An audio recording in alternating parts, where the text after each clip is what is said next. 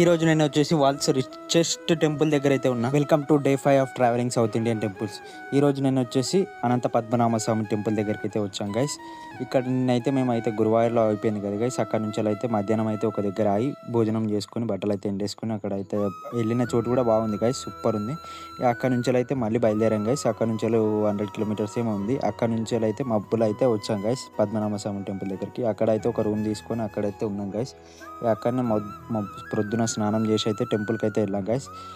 మస్తు ఉంది guys, super ఉంది. ఇక్కడ ఆర్కిటెక్ట్ అసలు మామూలుగా ఉండదు గైస్. పద్మనాభ స్వామి టెంపుల్లో లోపల ఆర్కిటెక్ట్ అయితే ఒక్కొక్క స్టోన్ పైన చెక్కింది ఉంటుంది గైస్, సూపర్ ఉంటుంది.